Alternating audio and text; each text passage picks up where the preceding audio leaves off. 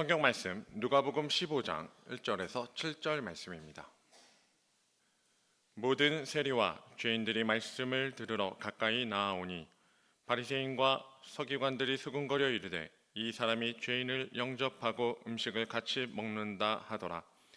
예수께서 그들에게 이 비유로 이르시되 너희 중에 어떤 사람이 양 100마리가 있는데 그 중에 하나를 잃으면 99마리를 들에 두고 그 잃은 것을 찾아내기까지 찾아다니지 아니하겠느냐. 또 찾아낸즉 즐거워 어깨에 메고 집에 와서 그 벗과 이웃을 불러 모으고 말하되 나와 함께 즐기자. 나의 잃은 양을 찾아내었노라 하리라.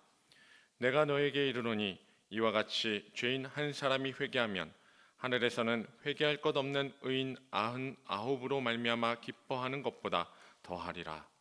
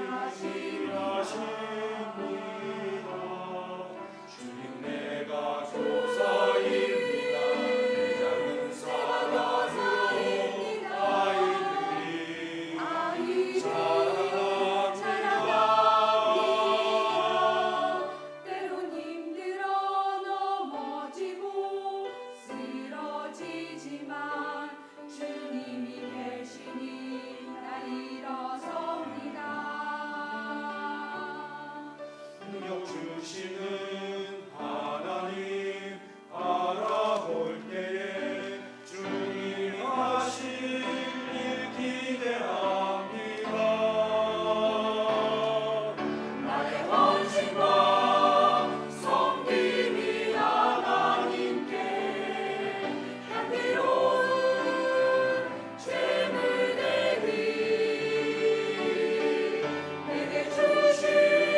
귀한 사명을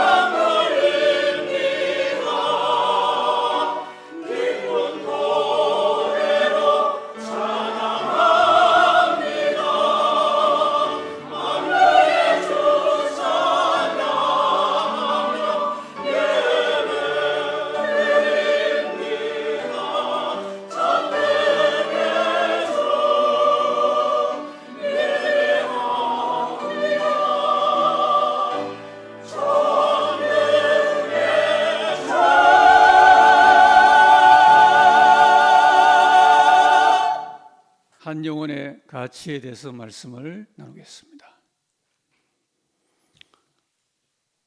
5월 셋째 주일은 교사 주일로 우리 교회가 지킵니다.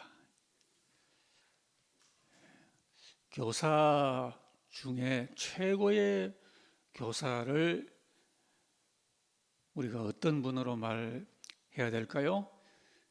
당연히 하나님 아들 우리 주 예수님이 교사로서도 최고의 교사이며 또 모든 교사의 본이 되십니다. 어떻게 교사의 일을 감당하면 유감없는 후회 없는 교사의 봉사가 될까? 예수님을 최고의 교사로 그렇게 바라보고 닮으며 배우며 따라가면 되겠습니다. 오늘 예수님이 특별히 비유의 가르침을 주시는데요. 오늘 본문은 예수님의 공생애 가운데 어떤 한 식사 자리였습니다. 때로 이 식사 자리가 중요한 사역이 이루어지기도 하는 기회가 되죠. 근데 요점은 그 식사 자리에 누가 함께 하는가라는 것입니다. 어떤 사람이 어떤 분과 함께 식사하는가. 근래에 세계적인 투자 전문가인 워런 버핏이라는 사람과 점심을 한 끼 같이 하는 기회를 경매로 매겼어요. 그래서 그 한 끼 그 사람과 먹는데 135억 원에 낙찰되었다는 그런 보도를 들으면서 참 이런 일도 있구나 그런 생각을 했습니다.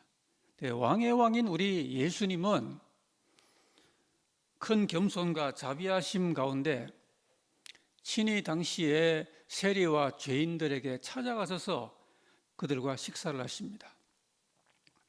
이 일 때문에 당시의 기득권자인 바리새인과 서기관들에게 오히려 손가락질을 받고 수군거리는 그런 내용이 본문에 나오죠. 예수님은 그 눈앞에 있는 세리와 죄인들을 주님이 찾으시는 그 한 영혼이라고 보고요. 그리고 주님을 수군거리는 그들을 비유하기를 들에 두고 온 그런 99명으로 그들을 비유를 하십니다. 우리가 오늘은 이 주님이 그렇게 찾으시는 한 사람이 어떤 존재인지 우리가 생각을 하며 우리 은혜 생활에 유익을 얻고자 합니다. 한 사람은 교회 안에서나 세상에서나 참 중요합니다. 세계 인구가 80억이 넘다 보니까 한 명이 아니라 심지어는 몇 백만, 몇 천만 명도 묻히는 그런 통계의 왜곡 현상이 있는데요.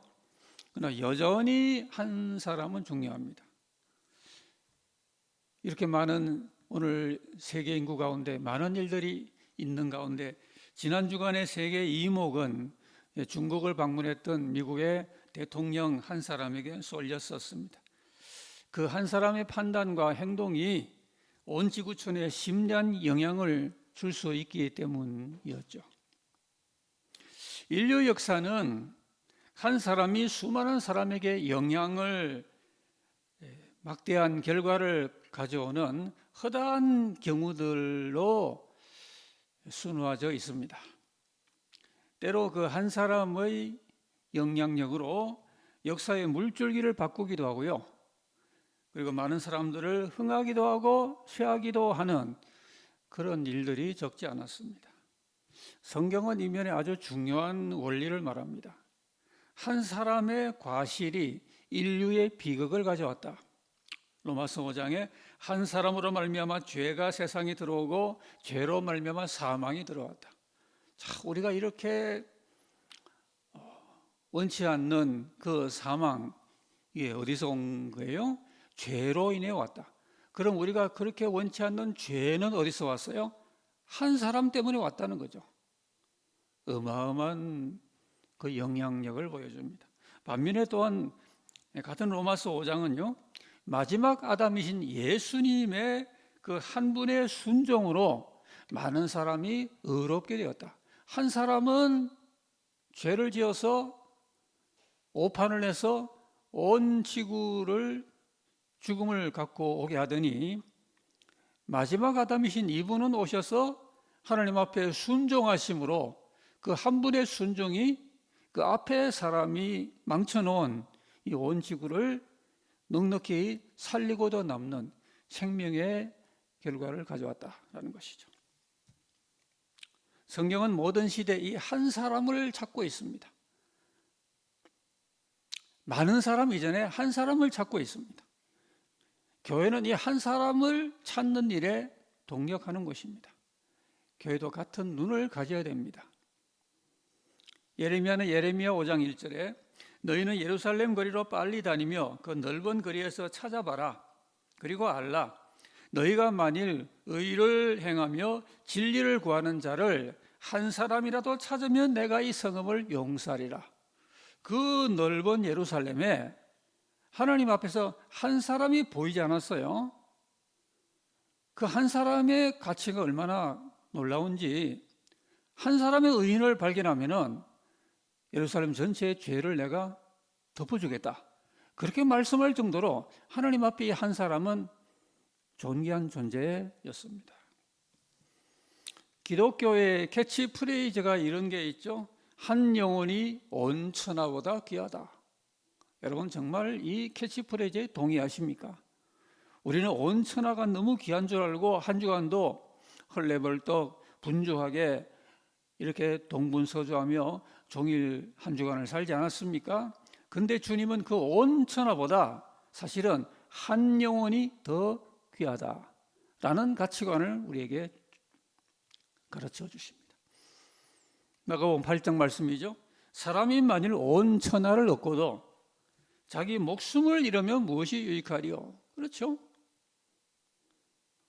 온 지구가 자기께 됐어요.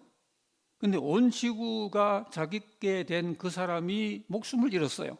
그럼 뭐가 유익하겠습니까? 여기 목숨이란 말은 푸스케라는 말인데 영혼이란 뜻이에요. 여러분 이렇게 영혼이란 건 잃었다가 얻을 수 있고 상실할 수 있고 이런 거예요.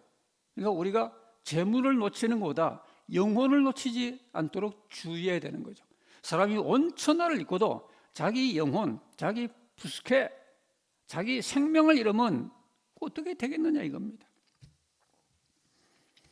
하나님 앞에 어떤 한 영혼도 중요하지 않은 영혼이 없습니다.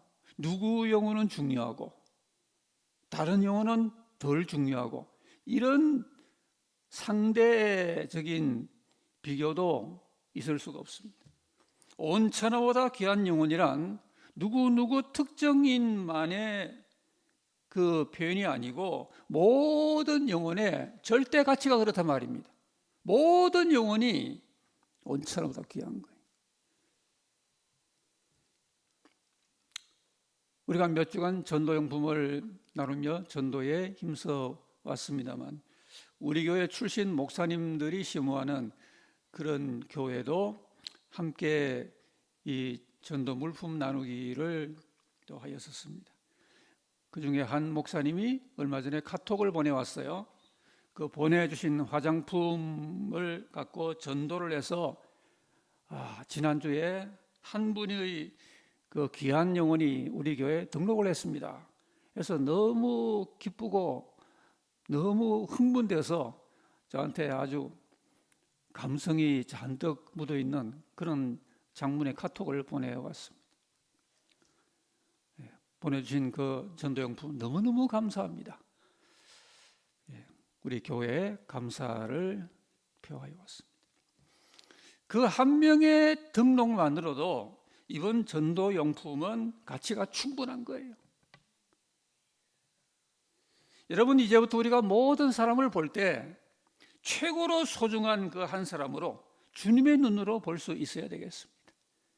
어디 온 천하와 비교해요? 주님은 온 천하를 위하여 죽지 않았어요. 한 영혼을 위하여 피를 흘리셨어요. 우리가 이 가치를 잘 분별을 해야 되겠습니다. 근데 그 다음에 문제는 그 한 사람이 정상적인 위치에 있지 않다는 겁니다. 잃어버려졌다는 사실이에요. 여기에 특히 누가복음은 잃었다라는 표현이 자주 나옵니다. 잃었다는 게 뭘 잃은 겁니까? 누가 잃은 겁니까? 주석가에 의하면은 두 가지 중의적인 뜻이 있다. 하나님 편에서 잃어버리신 의미가 있고, 또 나로 볼 때 내가 잃은 의미가 있다. 그 잃었다라는 말은 우선 하나님 편에서는 하나님이 잃어버리신 거예요. 여러분, 하나님이 잃어버리신 건요, 하나님이 손해볼 게 아니라 우리가 손해보는 거예요. 우리가 하나님의 손에 꼭 붙들려 하나님 품에 있어야 행복한데, 하여튼 어쩌다가 하나님이 그 영혼을 잃어버렸어요. 하나님께 손해가 아니라 잃어버린 그 영혼에 막대한 피해가 있는 거죠. 하나님께서 잃어버리신 상태의 영혼이다, 이런 의미가 있고, 또 한 가지는 사람이 또 잃었다는 의미도 있어요. 뭘 잃었어요? 내가 마땅히 걸어가야 될 내 인생의 바른 길을 잃어버린 거예요. 내가 붙잡아야 될 소중한 가치와 생의 의미를 잃어버린 거예요. 그럼 다 잃어버린 거죠. 그렇게 잃어버린 사람이 재물을 가지면 뭐하며, 높은 데 올라가면 뭐하며, 많은 지식과 이런저런 정보를 가지고 뭐 하겠습니까? 내가 나의 가장 소중한 걸 잃어버리는, 내 당연히 걸어가야 될 인생 길을 잃어버리는데, 그 잃어버리고 그 인생에 무엇을 찾겠습니까? 어떤 의미든 간에 이런 영혼이라는 것은 가장 위험하고 가련한 상태에 있다는 겁니다. 그러니까 하나님의 아들이 그 이런 한 사람을 찾으려고 오셔서 피를 흘리신 거죠. 그래서 영혼이 잃어버려졌으면 하늘에서는 그 영혼의 구출을 위하여 총 비상이 걸리는 겁니다. 한 영혼이 길을 잃고 헤매는 게 하늘에서 볼 때 너무너무 불쌍하거든요.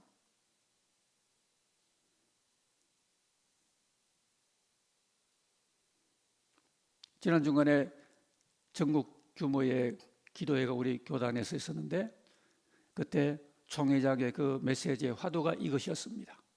하나님이여, 우리를 불쌍히 여겨 주옵소서. 오늘 시대에 아주 적절한 우리 모두의 심령을 대변하는 호소문이 아니겠습니까? 하나님이 우리를 불쌍히 여겨 주세요. 모든 게 다 넘친다라고 느껴지는 이런 치명적인 오해를 하고 있는 가운데, 사실은 우리가 하나님 앞에 불쌍히 여김을 받아야 될 그런 존재요 상태라는 것입니다. 몇 주 전에 보도도 나왔습니다만, 미국의 그 F-15 전투기가 이란 상공에서 이란 군에게 격추가 되었죠. 근데 그 승무원 2명 중에 1명은 바로 구출이 되고, 나머지 1명은 수일간 실종 상태로 그 산악지대에서 고립이 됐습니다. 근데 미군은 그 1명 구조를 끝까지 포기하지 않고 수십 대 항공기를 동원해서 이란 영공 깊숙이 진입에 수색을 했다고 합니다. 그 실종된 그 승무원은 산악지대에서 상당한 부상을 당한 상태로 발견됐는데, 미군이 극적으로 구조를 성공을 했다는 것이죠. 미군 역사에서 전쟁 상황에서 그 미군이 조종사를 구출을 하기 위해서 적국 영토 깊숙이 진입한 이런 사례는 매우 이례적이고 아주 위험한 작전이었다고 합니다. 미군이 조종사 1명을 길러내는데 드는 비용이 $10,000,000래요. 그런데 그런 비용 이전에 미국은 특별히 미군에 대하여 이러한 원칙을 갖고 있다는 겁니다. 미군은 결코 아무도 버리지 않는다. 미군은 어쨌든 미국 군인 1명도 포기하지 않는다, 이런 대원칙을 갖고 있대요. 미군 전략의 핵심 가치 중에 하나라고 합니다. 미군도 그런데요, 자기 백성을 구하시는 예수님께도 이런 원칙이 있어요. 요한복음 6장 39절에 나를 보내신 이의 뜻은 내게 주신 자 중에 내가 하나도 잃어버리지 아니하고. 보세요. 예수님 역시 한 명도 하나님 아버지께서 예수님한테 준 그 영혼 가운데 한 명도, 두 명도 아니에요. 한 명도 잃어버리지 아니하고 마지막 날에 다시 살리는, 구출하는, 구원하는, 그의 구원을 완성하는 한 명도 예외 없이 이런 뜻을 갖고 있다고 말씀을 했습니다. 우리 주님 역시 거대 전쟁터와 같은 이 세상에서 하나님 아버지께서 주신 자 중에 그 누구도 잃어버리지 아니하고 다 구원하시겠다라고 하는 메시아적인 소명을 가지셨습니다. 여러분, 기독교회의 사역은 잃어버려진 한 영혼의 주안점이 있어야 됩니다. 우리끼리의 잔치가 아니고요, 참된 잔치의 의미가 어디서부터 나오는지가 중요합니다. 오늘 본문에도 주님의 주안점이 나옵니다.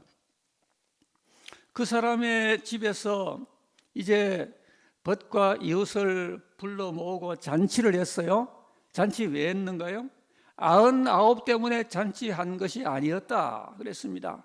주인은 그 99을 들에 두고 그 71를 찾도록 찾다가 찾아내어서 그 기쁨으로 그 잔치를 벌였다는 거예요. 하나님의 교회에서는 세상에서처럼 무작정 수와 양에 관심이 주도되면 안 됩니다. 자, 결국 그럼 찾는다는 게 뭘까요? 하나님 보시기에는 하나님이 본래 자기 것으로 잃어버린 영혼이니까 하나님은 되찾는 거고요. 그러면 우리로서는 우리가 어떻게 찾게 되나요? 결국 회개와 회심으로 하나님께 돌아오는 것입니다. 회개가 필요한 것입니다. 7절 말씀에 이와 같이 죄인 한 사람이 회개하면 하늘에서 회개할 것 없는 의인 99으로 말미암아 기뻐하는 것보다 더하리라 그랬습니다. 우리도 다 이전에 이런 영혼들이었죠. 아무리 모태신앙 그래도 아주 어릴 때부터 잘 믿은 사람 누가 있나요? 다 자기가 이제 깨어나야 되는 거죠. 우리 교회에서 아무리 유아세를 받아도 만 14세가 지나서 이제 입교를 허락하는 이유도 그 이전에는 부모 슬하에서 그렇게 책임을 지다가 이제 입교 연령이 되어야 자기가 자기 깨달음으로 자기 믿음을 챙긴다, 그런 의미죠. 그래서 우리가 참 내 깨달은 마음으로 우리 하나님 앞에 돌아오는 게 중요한데요. 우리가 다 이전에 하나님도 모르고 진리도 모르고 그렇게 살아오다가 그렇게 하나님 앞에서 부름받은 가운데 찾아진 영혼들인데요. 만약에 과거에 누군가 나에게 전도를 안 해줬더라면, 또는 달리 생각하면 내가 믿는 부모님 슬하에 태어나지 않았더라면 어떻게 됐을까? 성령님의 강권을 받고 교회로 와서 믿음을 내가 결심하지 않았더라면 어떻게 됐을까? 자, 아찔한 상상입니다. 여러분, 그래서 가장 고마워야 해야 될 분은 최초로 나를 전도한 분이에요. 만약에 부모님이 우리를 모태에서부터 전도했다면 그 일 때문이라도 평생 최고의 효도를 해야 돼요. 남편이 아내를 그렇게 전도했다면 아내는 남편을 평생 그렇게 생각이 되고, 아내가 남편을 전도했다면 그 남편은 그만 죽으라고 평생 아내한테 잘해야 되는 거예요. 그것 때문이라도. 내가 가장 고마워야 될 분은 나를 처음에 전도지를 건네주고 내 손목을 붙잡고 교회로 인도한 그 사람, 평생 잊으면 안 되는 사람이에요. 이렇게 한 영혼이 교회로 오는 것은 생명을 향한 중요한 첫걸음입니다. 교회로 와서는 할 일이 있어요. 교회 모아서 됐다가 아니고요. 우선 교회로 온 분은 성경 말씀을 잘 들어야 됩니다. 이게 잘 안 되면은 믿음이 자라질 않습니다. 우리 개혁주의의 은혜의 수단의 제1번은 소위 으뜸되는 은혜의 수단이라는 교리가 있습니다. 그게 바로 하나님 말씀입니다. 믿음은 들음에서 나기 때문입니다. 그리고 우리가 거듭나는 것도 거듭남의 씨가 곧 말씀이기 때문에 말씀을 별로 중시하지 않고 다른 것에 열심 내면은 신앙생활 그러면 위험해집니다. 신앙생활에 하나님 말씀이 중심되어야 합니다. 그리고는 말씀을 듣고 반드시 회개가 일어나야 됩니다. 이게 하나님 말씀에 대한 구원받을 영혼의 최초의 반응입니다. 반드시 회개가 일어나야 합니다. 그때 그 영혼을 찾는 것입니다. 회개할 것 없는 사람이 있을까요? 누가복음 18장 9절에 이거를 누가복음에서 한 석 장 넘기면 누가가 뭐라고 말하는 거 아니? 자기를 의롭다라고 믿고 다른 사람을 멸시하는 자들이라고 그렇게 표현을 했어요. 이건 마치 오늘 본문 주님이 죄인들과 음식을 같이 먹는다고 수군거린 그 바리새인과 서기관들을 바로 가리키는 것이죠. 그 주님께서 그들에게 오늘 본문의 비유를 말씀했다고 오늘 본문에 그렇게 되어 있어요. 오늘 주님께서 오늘 우리에게 주는 이 회개의 교훈을 우리 온 교회가 받고 또 우리가 전도할 때 유념해야 할 것입니다. 오늘도 회개할 것 없는 의인 99보다 이 한 사람이 회개할 때 하늘에서 기뻐하고 교회는 이런 영혼으로 인하여 매주 잔치해야 됩니다. 참으로 교회가 잔치할 주제가 바로 이런 것입니다. 많은 사람이 와서 가득 차서 예배 드리는 것을 인하여 기뻐하는 것보다 한 영혼의 회개를 기뻐하는 교회이어야 한다는 것입니다. 이제 구출의 완성을 위하여 나아가야 합니다. 교회는 이런 영혼들을 맞는 생명의 유일한 산실입니다. 그래서 유명한 신학적인 화도 교회 밖에는 구원이 없다 그런 말이 있습니다. 그렇죠? 교회 안도 100%가 구원이 다이다라고 할 수 없는데 어떻게 교회 밖에 구원이 있겠어요? 그렇게 이제 전도를 받고 교회로 와서 말씀을 잘 듣고 회개하면은 하늘에서 그 영혼을 찾았다라고 하는 기쁨이 온 우주에 울려 퍼지는 겁니다. 그렇게 이제 회심을 했으면은 그럼 됐다. 또 그것도 아니고요. 예수님 말씀에 의하면은 뭘 해야 될까요? 세례를 받으셔야 됩니다. 예수님 말씀이에요. 이건 교회가 정한 당회가 정한 것도 아니고 노예가 정한 게 아니고 예수님 말씀이에요. 마가복음 16장 너희는 온 천하에 다니며 만민에게 복음을 전파해라. 믿고 세례받는 사람은 구원 얻을 것이요 믿지 않은 사람은 정죄를 받으리라. 분명히 예수님은 그 구원론의 조건에 믿고 세례받는 사람은 구원받을 것이요 그랬어요. 다 세례받아야 되는 거예요. 우리 교인 가운데 세례 안 받은 새 신자는 서둘러 받으셔야 되고요. 학습만 받고 수년간 학습받는 그 상태에 머물러 계신다면 역시 속히 세례 받으셔야 됩니다. 그리고 물세례를 받은 성도는 반드시 성령을 받으셔야 됩니다. 다음 주일이 성령 강림주일인데요. 좀 더 자세히 나누겠습니다. 사도행전 2장에 베드로가 이르되 너희가 회개하여 각각 예수 그리스도 이름으로 세례를 받고 죄 사함을 받으라. 그리하면 성령의 선물을 받으리니 그랬어요. 그 성령의 선물을 받아야 되는 거예요. 그래야 우리가 온전히 되찾아진 영혼으로 하늘에서 기쁨이 충만하게 된다라는 말입니다. 하나님은 자기가 찾으신 사람에게 성령을 선물로 주셔서 자기 소유됨을 인치십니다. 사람이 물세례와 그리고 성령 세례를 받으면 하나님께서 찾으신 안전한 영혼이 되어서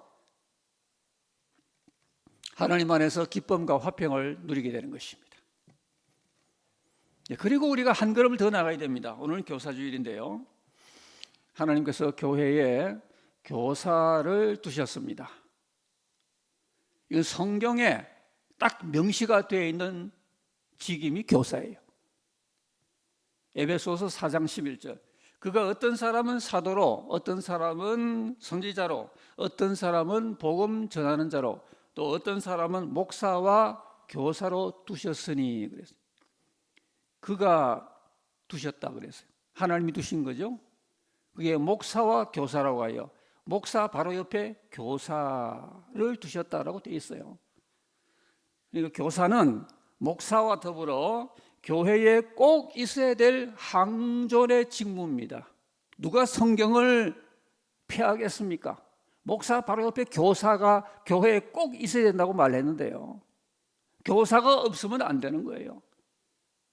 설교가 있어야 되고, 그 선포된 그 하나님의 진리의 말씀을 함께 동력하여 부지런히 가르치고 권면하고 위로해주고 이끌어주고 본을 보여주고 맨투맨으로 컨설팅을 해주고 멘토링을 해줄 이런 교사가 필요하단 말입니다. 교회는 목사 한 사람이 다 하는 게 아니고요, 목사의 주된 소임은 하나님 말씀을 선포하는 데 있다면 교사 동역자는 하나님 앞에 끝없이 자라가야 될 모든 영혼들을 그같이 권면하여 주는 것입니다.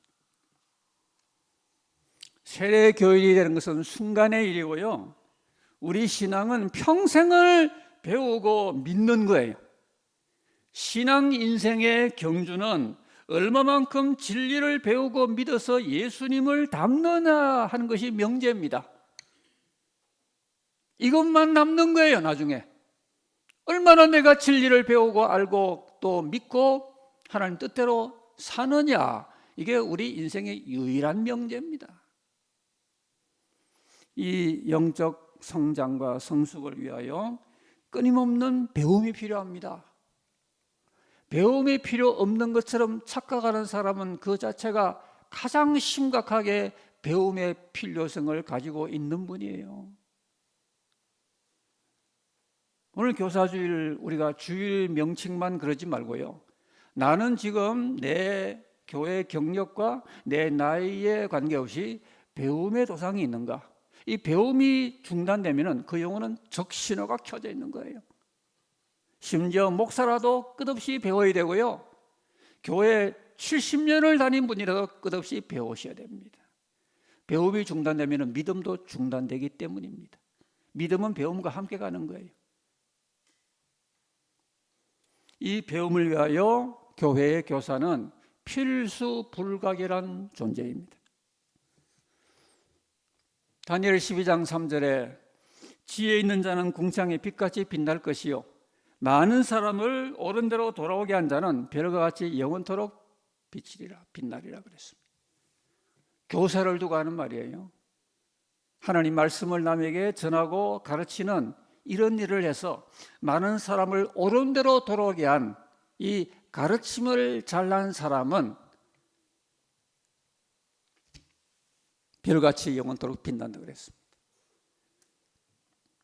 그러니까 우리가 이 세상의 이치 이거 말고 영혼을 살리는 하나님의 생명의 진리를 가지고 한 영혼 한 영혼을 옳은 대로 돌아오게 하는 일이 얼마나 영원한 가치가 있는지 하늘에서는 절대로 그의 공로를 잊지 아니하고 나중에 온 우주와 더불어 상을 시상할 때 교사에게 사람들을 옳은 대로 돌아오게 한 그 사람에게 별같이 영원토록 비치게 하늘의 기업을 준다는 말입니다.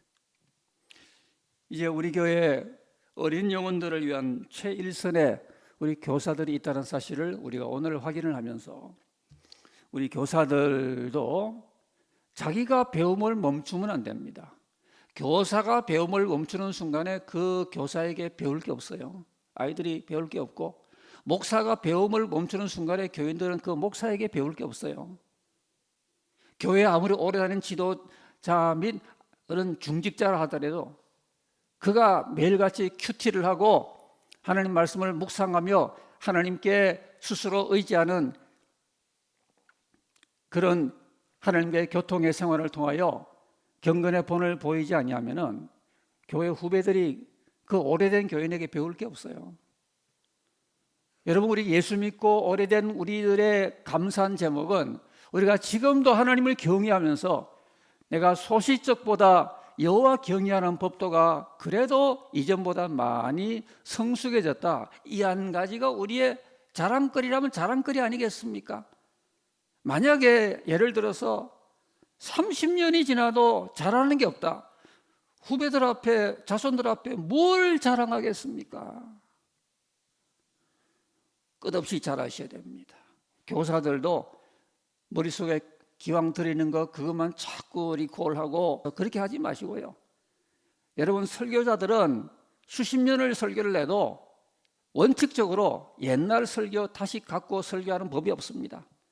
한 주간을 한 번을 나든 5번을 나든 끊임없이 진리의 말씀과 더불어 실험하면서 교인들과 함께 영적인 영양분을 나누기 위하여 준비하는 것입니다. 오늘 교사들은 우리에게 여러 가지 깊은 의미를 갖다 주고 있습니다. 모든 이런 영혼들을 우리가 이와 같이 할 수 있는 내 옆에 있는 영적으로 나보다 더 어린 영혼들을 우리가 사랑 가운데 품으면서 다가가서 그가 세례받지 않았으면 세례받도록 권고하고요. 성령 세례받지 않았으면 성령 세례받도록 권고하고, 그리고 우리가 먼저 알았던 모든 진리를 함께 가르치고 건면해서 우리 교회가 이런 영혼들을 충만히 얻는 생명의 잔치가 매주 있는 이런 교회를 이루기를 주님 이름으로 기원합니다.